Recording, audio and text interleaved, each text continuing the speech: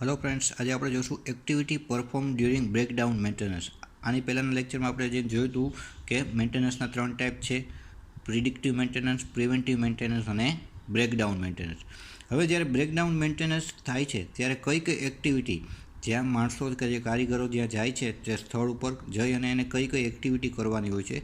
તો પહેલી activity engineering record. Engineering record means કે કંપની તરફથી જે કાંઈ રેકોર્ડ આવેલા હોય કે એની સર્વિસ બુકમાં આ વસ્તુ આટલા વોલ્ટેજ આ પ્રમાણે આવવા જોઈએ તે બધા વ્યવસ્થિત આવે છે કે નહીં, અમુક પોઈન્ટ ઉપર ઇક્વિપમેન્ટમાં કાંઈ ફોલ્ટ રેકોર્ડ બુક પ્રમાણે ચેક કરવાનો, તેમાં કાંઈ પ્રોબ્લેમ નથી, તે બધું જે ચેક કરવાનું હોય તેને એન્જિનિયરિંગ રેકોર્ડ કહેવાય. પછી આવે ઇન્સ્પેક્શન. ઇન્સ્પેક્શનમાં 2 ટાઈપ: એક્સટર્નલ ઇન્સ્પેક્શન અને ઇન્ટરનલ ઇન્સ્પેક્શન. એક્સટર્નલ ઇન્સ્પેક્શન શું કહેવા માગે છે? તો કે મશીન ઇક્વિપમેન્ટને તમે બહારથી જોવો અને એમાં તમને શું ફોલ્ટ ડાયરેક્ટ દેખાય આવે, કાંઈ એવું મુખ્ય મેજર કાંઈ વસ્તુ હોય, કાંઈ વાઇબ્રેશન કોઈ સ્પાર્ટ થતો હોય નટ બોલ્ટ, તો તમને તરત ધ્યાનમાં આવી જાય. તો આ બધી વસ્તુ એક્સટર્નલ ઇન્સ્પેક્શનમાં આવે. ઇન્ટરનલ ઇન્સ્પેક્શનમાં શું આવે? તો કે મશીન અને ઇક્વિપમેન્ટમાં તમે અંદરથી તમે એને ખોલી દર મહિને 3 મહિને તમે જે વસ્તુ ચેક કરો, આ વસ્તુ બહુ ઓછા ટાઈમે કરવાની થતી હોય, કારણ કે એક્સટર્નલ ઇન્સ્પેક્શન તમે બહારથી કરી શકો છો, જ્યારે ઇન્ટરનલમાં તમારે આખું ટ્રાન્સફોર્મરને ખોલવું પડે છે. તો એ અમુક ટાઈમે જ આ 3 મહિને 6 મહિને જ કરવામાં આવતી હોય છે. પછીનું સ્ટેપ છે સર્વિસિંગ. મશીનને ક્લિનિંગ કરવું, લ્યુબ્રિકન્ટ ઓઇલને બધું કરવું, એ સર્વિસિંગમાં આવે. ટેસ્ટિંગ એટલે અમુક જે કીટ હોય, બરાબર, ડેલ્ટા સ્ટાર, ડેલ્ટા કીટ છે, એ બધો કીટથી અમુક વસ્તુ મેઝર કરવાના, વોલ્ટેજ, બરાબર, ઇલેક્ટ્રિક ઇક્વિપમેન્ટનું ટેસ્ટિંગ વ્યવસ્થિત કરવું, આ બધી વસ્તુ એનું પરફોર્મન્સ કેવું છે તે બધું આના ઉપરથી ખબર પડે છે. એના પછીનું છે એન્જિનિયરિંગ એનાલિસિસ.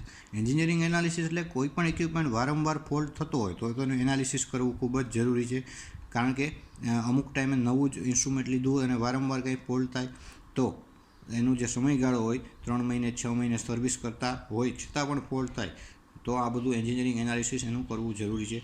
તો તેમાં એની ડિઝાઇનમાં કાંઈ ખરાબી નથી રહી ગઈ ને, જ્યારે તે બનતું હતું, મેન્યુફેક્ચરિંગ થતું હતું ત્યારે કાંઈ ફોલ્ટ નથી રહી ગયો તે જોવું, મટીરિયલ કાંઈ ખરાબ નથી યુઝ થઈ ગયું, મેન્ટેનન્સ બરાબર થતું નથી, એ બધી વસ્તુ જોવી, આ બધું એન્જિનિયરિંગ એનાલિસિસમાં આવે.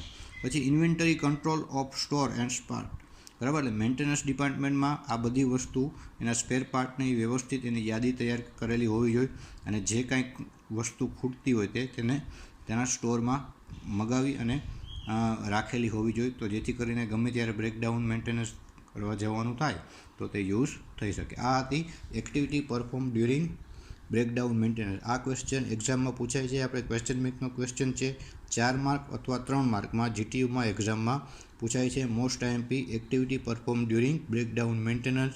બધા મુદ્દા આવવા જોઈએ. ટોટલ 6 મુદ્દા છે. 6 મુદ્દા કવર થઈ જવા જોઈએ. પેજ નંબર 8 ઉપર આ ક્વેશ્ચન છે.